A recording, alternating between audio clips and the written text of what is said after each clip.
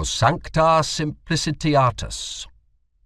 In what strange simplification and falsification man lives.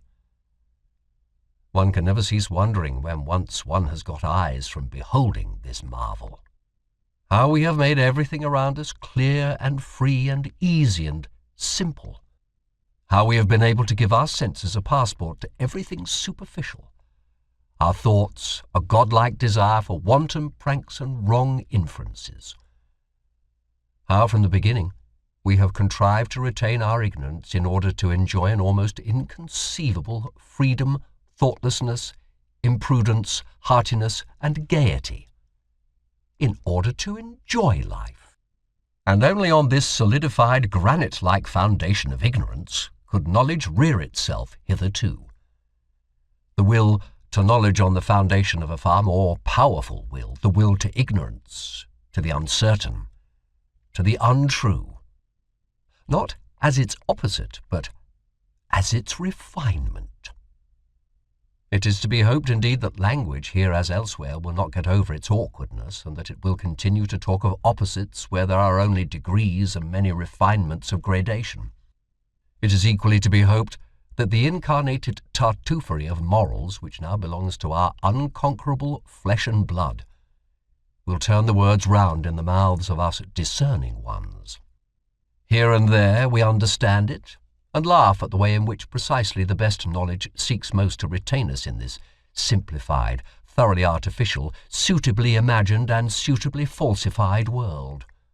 At the way in which, whether it will or not, it loves error because, as living itself, it loves life. After such a cheerful commencement, a serious word would fain be heard. It appeals to the most serious minds. Take care, ye philosophers and friends of knowledge, and beware of martyrdom, of suffering for the truth's sake, even in your own defense. It spoils all the innocence and fine neutrality of your conscience. It makes you headstrong against objections and red rags. It stupefies, animalizes, and brutalizes. When in the struggle with danger, slander, suspicion, expulsion, and even worse consequences of enmity, ye have at last to play your last card as protectors of truth upon earth. As though the truth were such an innocent and incompetent creature as to require protectors. And you of all people, ye knights of the sorrowful countenance, Messrs. Loafers and cobweb spinners of the spirit. Finally, ye know sufficiently well that it cannot be of any consequence if ye just carry your point. Ye know that hitherto no philosopher has carried his point, and that there might be a more laudable truthfulness in every little interrogative mark which you place after your special words and favourite doctrines, and occasionally after yourselves, than in all the solemn pantomime and trumping games before accusers and law courts. Rather go out of the way. Flee into concealment, and have your masks and your ruses that ye may be mistaken for what you are or somewhat feared.